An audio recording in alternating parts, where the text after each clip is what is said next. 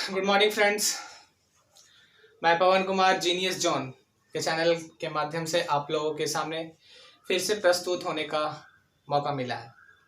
तो आज सबसे पहले हम आज बात करेंगे। आज 10 मई है और आप सभी लोग को पता होगा कि आज मदर्स डे है। तो जितने भी बच्चे देख रहे हैं उन सभी के माँओं के लिए मैं हार्दिक स्वागत करता हूं और दिल से इस मदर डे पर उनको खुशियां प्रदान करना चाहता हूं। और वो अक्सर जितनी भी माएँ हैं वो हमेशा अपने बच्चों को खुशी देखना चाहेगी। तो इसी बीच हम भी इस खुशियां को कोशिश कर रहे हैं आप लोग को पहुंचाने की। तो ये तो हो गया इसका बाद। और अब हम आज आगे जो वीडियो लेक्चर हमारा क्लास 10th का जो केमिस्ट्री का जो बचा हुआ रह गया था उसको हम आज पूरा करने का प्रयास करेंगे। और ये जो वीडियो है ये उन बच्चों को लिए है जो क्लास 10th में है। ठीक है, तो आज हम वीडियो में स्टार्ट करेंगे।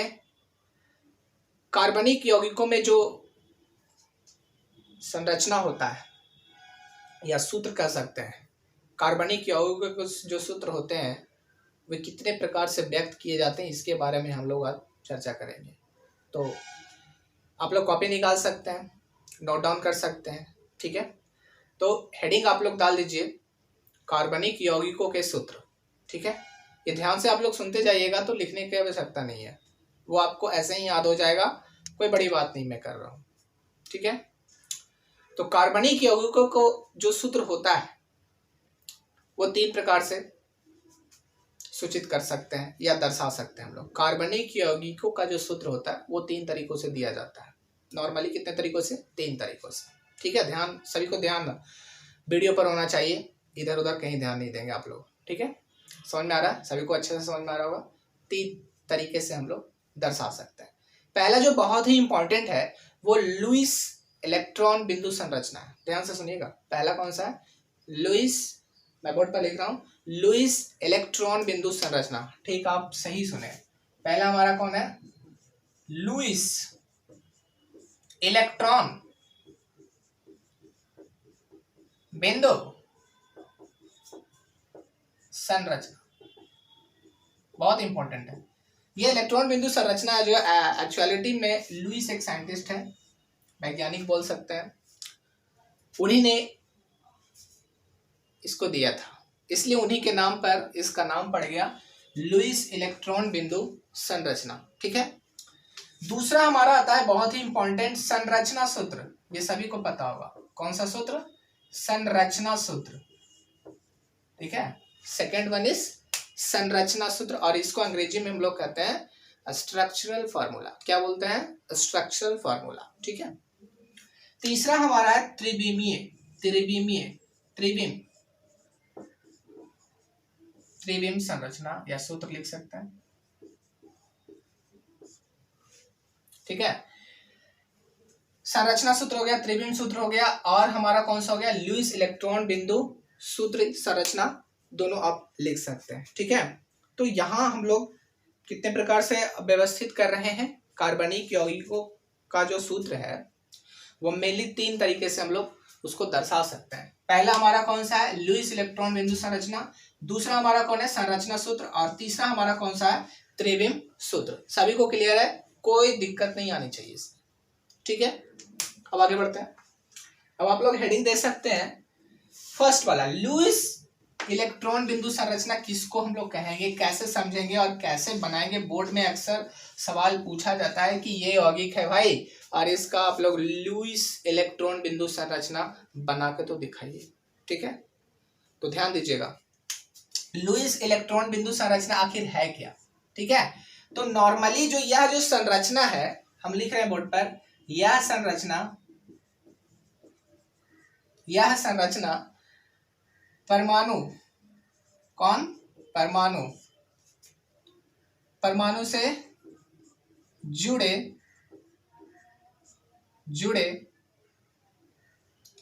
परमाणुओं एवं साथ में एवं संयोजित या संयोजन इलेक्ट्रॉन की व्यवस्था को दर्शाता है। किसको दर्शाता है? व्यवस्था को दर्शाते हैं। उसे हम लोग क्या कहेंगे जी? उसे हम लोग कहेंगे लुईस इलेक्ट्रॉन बिंदु संरचना। क्लियर है? सभी को क्लियर हो गया?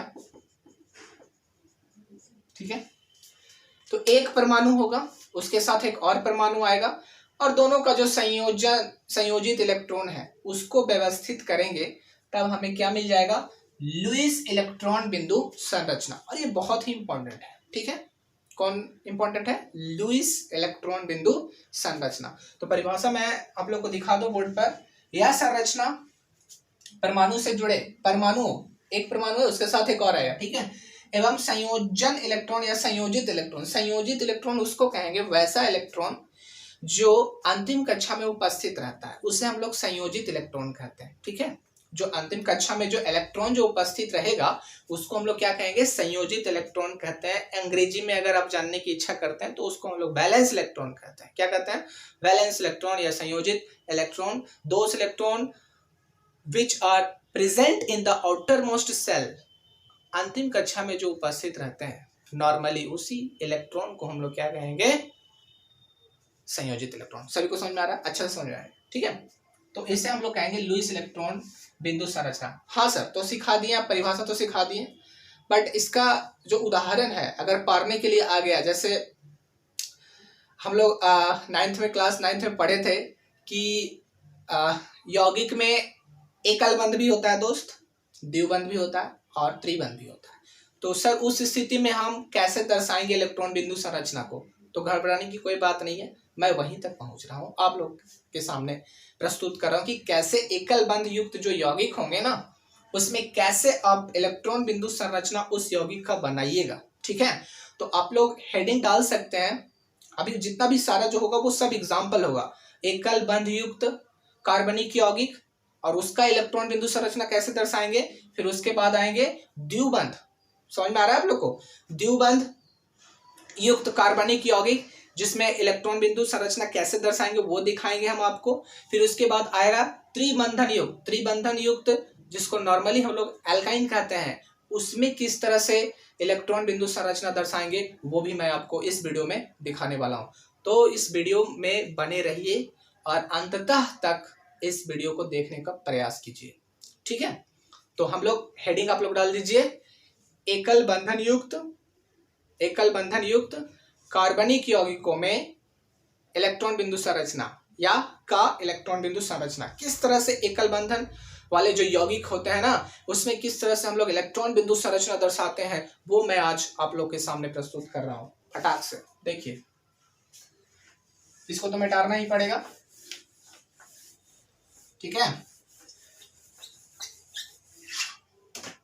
तो यहां पर आप लोग देख सकते हैं एकल बंध युक्त यौगिक। एकल बंधन युक्त में इलेक्ट्रॉन बिंदु संरचना किस तरह से दर्शाएंगे वो मैं आज आप लोगों को दिखा रहा हूं। ध्यान से देखिएगा। पहला हमारा है मीथेन। सभी लोग परिचित हैं इससे। मीथेन का जो फॉर्मूला होता है वो क्या होता है? CH4 होता है। क्या होता है भाई? CH4 होता है। समझ में आ रहा है आप लोग को? समझ में आ रहा होगा। अब देखिए यहाँ पर कार्बन का कितना परमाणु है? 1 परमाणु है। और हाइड्रोजन का कितना परमाणु है? 4 परमाणु है। सभी को समझ में आना चाहिए आप लोग को। तो यहाँ पर CH4 लिख रहे हैं हम कुछ बड़ा सा। ठीक है, क्लियर है? कार्बन का जो इलेक्ट्रॉनिक विन्यास होता है वो क्या होता है? 2,4 होता है। सभी को पता होना चाहिए। ठीक है, और वैलेंसी का बात करेगा कार्बन का संयोजकता तो कितना होता है? 4। कार्बन की संयोजकता जो होती है वो 4 होती है। कितनी होती है? 4। यानी कि कार्बन है जो 4 बंध से ज्यादा नहीं बना सकता। Carbon can always form 4 bond. ठीक है, ये हमेशा 4 बॉन्ड ही बनाएगा, ना इससे ज्यादा बनाता है और ना ही इससे कम बनाता है। तो कार्बन को ही हम टेट्रावैलेंट भी बोलते हैं, ठीक है। और एक चीज और कार्बन का गुण है श्रृंखलन गुण। अब ध्यान दीजिएगा कि कार्बन का श्रृंखलन गुण क्यों होता है। तो कार्बन क्या है कि अपने ही परमाणु मतलब कार्बन से ही जुड़ जुड़ कर इतने सारे यौगिक बना लेता है कि जिससे गिनना असंभव हो जाता है। इसलिए कार्बन के इस गुण के लिए इसे हम लोग श्रृंखलन गुण भी कहते हैं कि कार्बन में एक श्रृंखलन गुण पाया जाता है, क्योंकि इसमें अपने से जुड़कर ढेर सारे यौगिकों को का बनाने का क्या होता है, क्षमता होता है। इसी क्षमता इसी गुण के कारण इसे हम लोग क्या कहते हैं, इसमें श्रृंखलन गुण होता है। कौन सा गुण होता है? कैटिनेशन प्रॉपर्टी अंग्रेजी में कहते हैं। इसको क्या बोलते हैं? Catenation property. और इसको हिंदी में क्या कहते हैं? श्रृंखलन गुण कहते हैं। ध्यान दीजिएगा इधर बोर्ड पर। तो कार्बन का तो पता कर लिए कि हमारे इलेक्ट्रॉनिक विन्यास जो के सेल है उसमें 2 इलेक्ट्रॉन रहता है, एल सेल में कितना इलेक्ट्रॉन है? 4। तो यहाँ संयोजित इलेक्ट्रॉन का बात करेगा तो कितना है संयोजित इलेक्ट्रॉन? 4 है ना भाई, 4 है। हाइड्रोजन का बात करते हैं तो इसको एक ही सेल होता है और एक सेल में कितना इलेक्ट्रॉन उपस्थित रहता है? सिर्फ 1 इलेक्ट्रॉन, ठीक है, सिर्फ कितना? 1 इलेक्ट्रॉन। अब यहाँ पर दर्शाएंगे, देखिए कार्बन हाइड्रोजन के साथ जुड़ा हुआ है ना भाई, तो कुछ नहीं करना है। कार्बन देखिए हम यहाँ पर क्या कर रहे हैं, कार्बन के लिए हम कटकुट ले रहे हैं, ठीक है, क्रॉस का निशान ले रहे हैं। इलेक्ट्रॉन है यहाँ पर क्रॉस और बूंदा दोनों इलेक्ट्रॉन है, बट कार्बन के लिए हम कटकुट ले रहे हैं और हाइड्रोजन के लिए एक बूंदा ले रहे हैं। और ये दोनों को क्या को रिप्रेजेंट करता है? इलेक्ट्रॉन बता रहा है। कटकुट भी इलेक्ट्रॉन है, मतलब क्रॉस का निशान भी इलेक्ट्रॉन है, और वो जो डॉट मैंने दिया है that dot is also represent an electron and that is of किसका? हाइड्रोजन का, और वो हाइड्रोजन का इलेक्ट्रॉन होगा। यहाँ पर जो ये डॉट है ना भाई, ये भी इलेक्ट्रॉन है और ये इलेक्ट्रॉन किसका? हाइड्रोजन का। और कार्बन का इलेक्ट्रॉन कैसा रहेगा? क्रॉस रहेगा। सभी को क्लियर है, समझ में आ रहा होगा। अब हम लोग बात करते हैं कार्बन CH4 यहाँ पर देखिए, ठीक है, कार्बन को मैंने बीच में लिख दिया, कुछ नहीं किया मैंने। कार्बन के अंतिम कक्षा में कितना इलेक्ट्रॉन है? 4 कटकुट निशान, 1 2 3 4, ठीक है, ये सभी को समझ में आ रहा होगा, कोई दिक्कत नहीं होनी चाहिए भाई।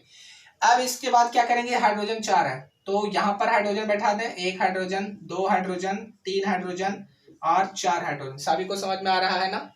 हाँ आ रहा है। हाइड्रोजन देखिए, हाइड्रोजन के अंतिम कक्षा में कितना इलेक्ट्रॉन है भाई? 1 इलेक्ट्रॉन। कितना इलेक्ट्रॉन? 1 इलेक्ट्रॉन है। तो क्या करिएगा, इसके नजदीक में एक वो इलेक्ट्रॉन दर्शा दीजिए, दर्शा दिए, ठीक है। अब अष्टक नियम का पालन यहाँ पर करवाइए कार्बन से, ठीक है, और हाइड्रोजन अष्टक नियम का पालन नहीं करेगा। ये कितना इलेक्ट्रॉन से पालन हो जाएगा? इसका 2 ही इलेक्ट्रॉन होगा। क्या होगा? 2 ही में इनर्ट गैस कॉन्फ़िगरेशन इसका पूरा हो जाएगा, ठीक है। तो यहाँ पर देखिए कार्बन 8 को बना रहा है, इसको घेर दीजिए इस तरह से, घेर दिए ना, 2 2 4 2 6 और 2 8, समझ में आ रहा है। और हाइड्रोजन बनाएगा 2 2, इस तरह से हो गया ये, इसको इस तरह से, इसको इस तरह से, समझ में आ रहा है। तो ये जो हो गया ना, ये हमारा जो हो गया, ये मीथेन का क्या हो गया? इलेक्ट्रॉन बिंदु संरचना है। किसका है? इलेक्ट्रॉन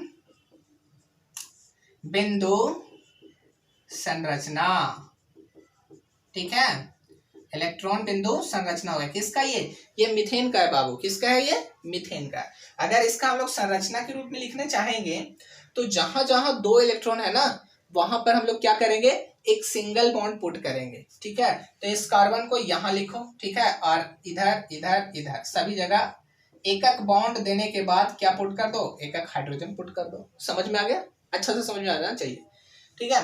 तो ये जो था, ये हमारा एकल बंध युक्त जो यौगिक होते हैं उसमें किस तरह से हम लोग अष्टक नियम का पालन करवा के इलेक्ट्रॉन बिंदु संरचना जो लिखते हैं ना, वो मैं कैसे दर्शाते हैं वो इसमें मैंने बता दिया। और क्रॉस यहाँ पर ध्यान रखिए, क्रॉस कार्बन का इलेक्ट्रॉन है, और जो डॉट मैंने यूज किया है वो डॉट जो है वो किसका है? हाइड्रोजन का है, ठीक है। तो इस तरह से आप लोग लिख सकते हैं, ठीक है। इस तरह से इलेक्ट्रॉन बिंदु संरचना आप किसका बना सकते हैं? मीथेन का बना सकते हैं, इथेन का बना सकते हैं, प्रोपेन का बना सकते हैं, ब्यूटेन का बना सकते हैं, पेंटेन का बना सकते हैं। किसी भी कार्बनिक कंपाउंड का हम लोग इलेक्ट्रॉन बिंदु संरचना आसानी से बना सकते हैं। लेकिन हाँ दोस्त, कभी कभी डाउट हो जाता है कि भाई आपने सर ये तो यौगिक कार्बनिक यौगिक के बारे में बता दिया कि लुईस इलेक्ट्रॉन बिंदु संरचना इस तरह से आप दर्शाइए, लेकिन सर अगर तत्व कोई रहा तो उसको कैसे उसका कैसे इलेक्ट्रॉन बिंदु संरचना दर्शाएंगे? हाँ भाई दर्शा सकते हैं।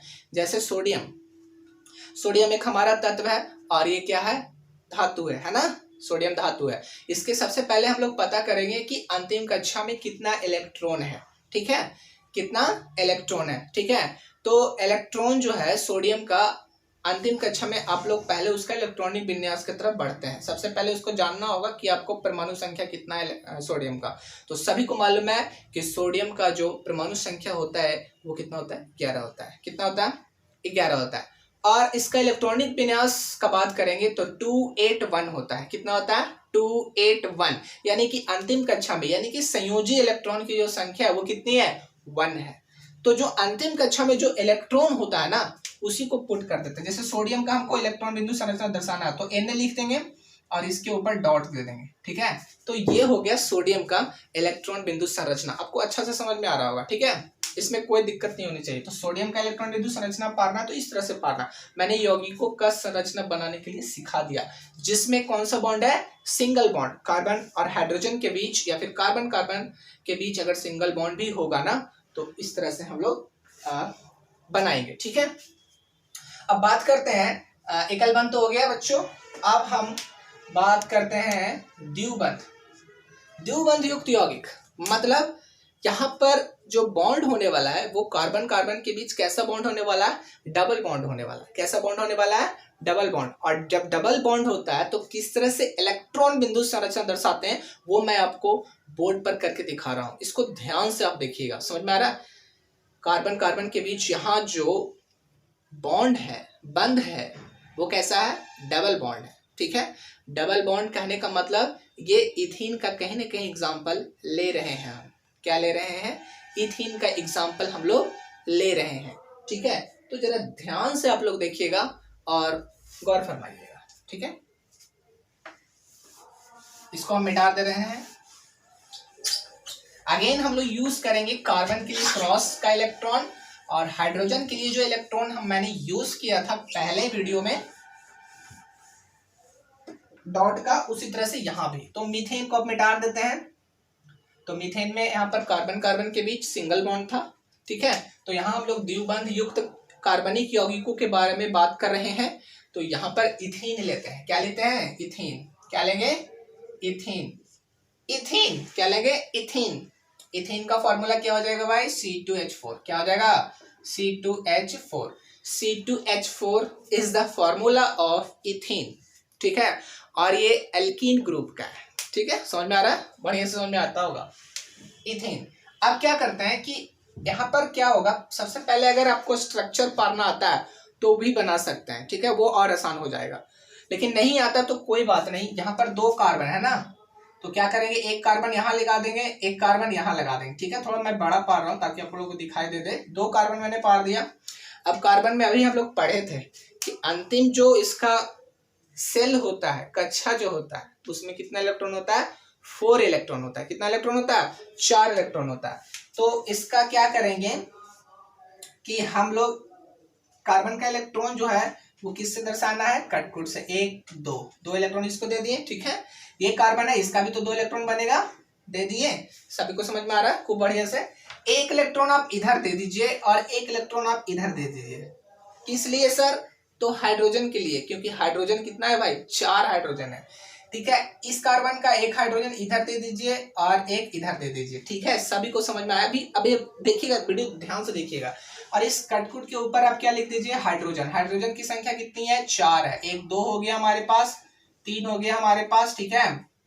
अब क्या करेंगे? क्या करिएगा सर? कुछ नहीं करेंगे। यहाँ पर ये कटकुट हो गया, यहाँ पर ये हाइड्रोजन हो गया, ठीक है।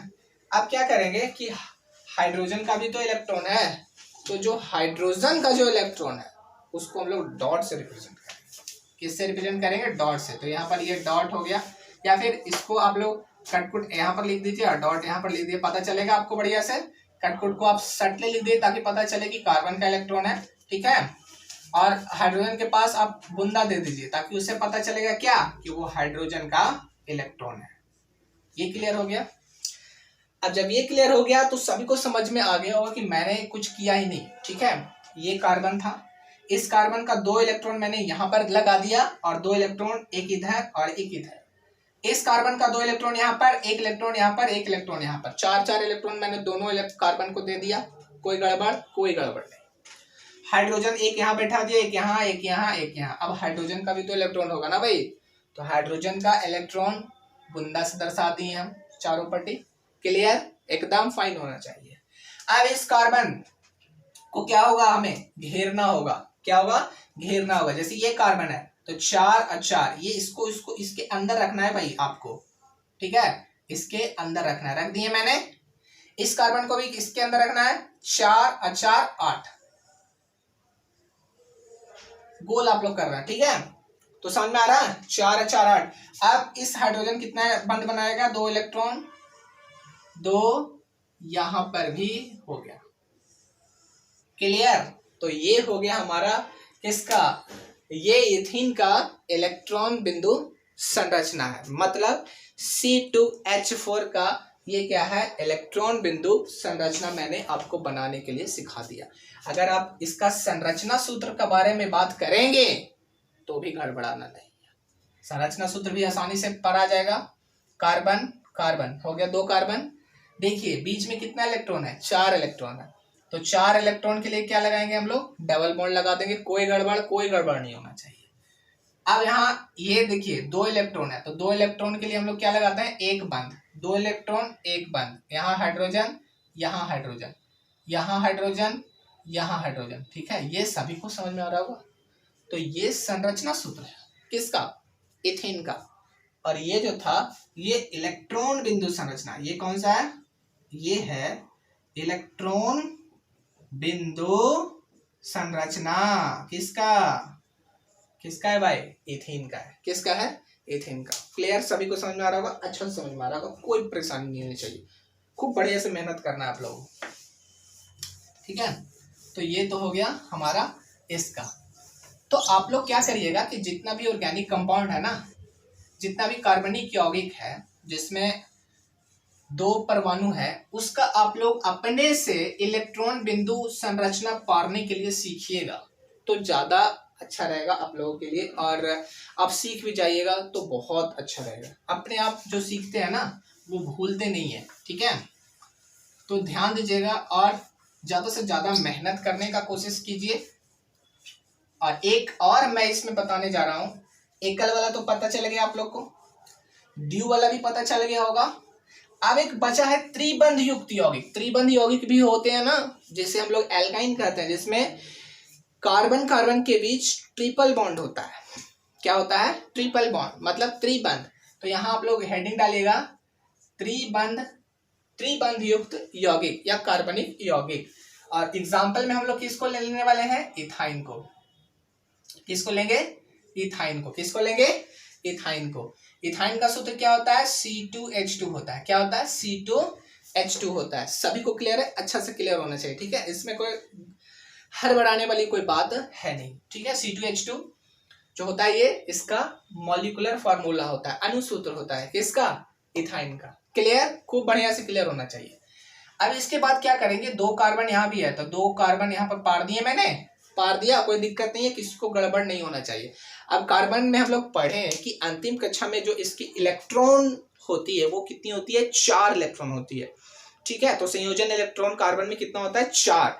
और कार्बन टोटल बंध कितना बनाता है, वो भी 4। समझ में आ रहा है। तो क्या करिएगा आप कि इस कार्बन के लिए 3 इलेक्ट्रॉन बीच में डालिएगा और 1 इलेक्ट्रॉन इधर डाल दीजिएगा। सभी को समझ में आ रहा है। अब इस कार्बन का भी तो 4 इलेक्ट्रॉन होगा ना, तो आप क्या करिएगा, 3 इलेक्ट्रॉन इधर सामने सामने डाल दीजिएगा और 1 इलेक्ट्रॉन आप इधर डालिएगा। क्लियर, खूब बढ़िया, खूब समझ में आ रहा है। अब क्या करेंगे, यहाँ पर एक हाइड्रोजन बना देंगे और यहाँ पर भी एक हाइड्रोजन दे देंगे। और हाइड्रोजन को मैंने आपको बताया है कि किस तरह से दर्शाएंगे उसका इलेक्ट्रॉन को, बूंदा से। तो यहाँ पर आप बूंदा डाल दीजिए ना, कोई दिक्कत नहीं है, कोई दिक्कत नहीं है। यहाँ पर आप बूंदा डाल दीजिए, कोई दिक्कत नहीं। क्लियर, कोई क्लियर, ठीक है। सभी को क्लियर हो रहा है, अच्छा से समझ में आ रहा हो, ठीक है। अब इस कार्बन का 6 और 2 8, तो इसको आप लोग इस तरह से घेर दीजिए। घेर दिए। इस कार्बन का 6 और 2 8, टोटल 8 इलेक्ट्रॉन, अष्टक पूरा हो गया। इस कार्बन के लिए क्या करिएगा, 2 इधर है और 6 इधर है, तो इसको आप इस तरह से घेरिएगा। क्लियर, एकदम क्लियर होना चाहिए, ठीक है। इसको हाइड्रोजन का यहाँ पर 2 बनाइएगा, इस तरह से कर दीजिएगा, ये भी 2 बनाएगा तो इसको इस तरह से कर दीजिएगा। क्लियर हो गया, कोई डरने वाली कोई बात नहीं। अब अगर इसको संरचना सूत्र बनाना है तो क्या करेंगे, कार्बन यहाँ पर E1 लिख देंगे। यहाँ पर कितना इलेक्ट्रॉन है, 6 इलेक्ट्रॉन है ना, इसके अंदर कितना इलेक्ट्रॉन है, ये 6 इलेक्ट्रॉन है। तो 6 इलेक्ट्रॉन है जो है, इन जनों को बॉन्ड बदलना है, तो कितना बॉन्ड होगा, ट्रिपल बॉन्ड। ठीक है, इसके बाद यहाँ पर ये कार्बन हो गया। ठीक है, कोई दिक्कत नहीं। 2 इलेक्ट्रॉन है, 2 इलेक्ट्रॉन के बदले कितना बॉन्ड देते हैं, एक बंध देते हैं। यहाँ पर हाइड्रोजन हो गया। ठीक है, और यहाँ पर ये क्या हो गया, हाइड्रोजन। इन दोनों के बदले एक बॉन्ड दिया मैंने और एक हाइड्रोजन यहाँ पर हो गया। तो ये जो है ये संरचना सूत्र है और ये इलेक्ट्रॉन बिंदु संरचना है। ये क्या है हमारा, इलेक्ट्रॉन बिंदु संरचना, और ये हमारा क्या है, संरचना सूत्र है। कौन सा सूत्र है, संरचना सूत्र। क्लियर। तो इलेक्ट्रॉन बिंदु संरचना आपको बनाने के लिए आ गया होगा। आशा करते हैं इस वीडियो को आप बार बार देखिएगा तो और अच्छे से चीजें क्लियर हो जाएगी, और कोशिश करिएगा अपने से बनाने का। जैसे मैं आप लोग को बता दूं कि एकल बंध युक्त जो होंगे वो मीथेन, इथेन, प्रोपेन, ब्यूटेन, ये सभी का आप इलेक्ट्रॉन बिंदु संरचना बनाकर देखें। अगर नहीं आता है तो फोन करके पूछ सकते हैं या फिर कमेंट कर सकते हैं। ठीक है, क्लियर। और द्विबंध युक्त में इथीन, प्रोपीन, ब्यूटीन वगैरह का आप इलेक्ट्रॉन बिंदु संरचना बना सकते हैं। ठीक है, इसके बाद त्रिबंध का बात करेंगे तो मैंने जिस तरह से मैंने बताया कि इथाइन हो गया, इसके बाद प्रोपाइन आता है, फिर ब्यूटाइन आता है, पेंटाइन आता है। तो सब आप इन लोगों का आप इलेक्ट्रॉन बिंदु संरचना आप अपने से बनाकर देखिए तो ज़्यादा वैल्यूएबल रहेगा, ज़्यादा अच्छा रहेगा, ज़्यादा अच्छा से समझ में आएगा। ठीक है, अब इस वीडियो को मैं चाहूँगा एंड करने के लिए, और अगले वीडियो में मैं संरचना सूत्र आपको सिखाऊंगा। ठीक है, कि किस तरह से संरचना सूत्र को लिखा जाता है और किस तरह से उसको संघनित सूत्र बना दिया जाता है छोटा करके, क्योंकि वो जगह बहुत छेकता है संरचना सूत्र, इसलिए क्या करते हैं ना, उसको संघनित सूत्र बना देते हैं। संघनित सूत्र बनाने से क्या हो जाएगा, जगह है जो छोटा हो जाएगा। ठीक है, तो अब मिलते हैं अगले वीडियो में। ठीक है, तो सभी को मेरे तरफ से धन्यवाद इस वीडियो को लाइक करने के लिए, शेयर करने के लिए और व्यू करने के लिए, देखने के लिए। ठीक है, तो आप अपने दोस्तों को भी बताइए और ज़्यादा से ज़्यादा इस वीडियो को शेयर कीजिए। अपने दोस्तों को बता सकते हैं कि ये लेक्चर चल रहा है, आप वहाँ पर विजिट कर सकते हैं या चैनल से, या फिर आप उनको शेयर करके वीडियो भेज सकते हैं। तो आज के लिए बस इतना ही। Thank you. जय हिंद, जय भारत, नमस्कार।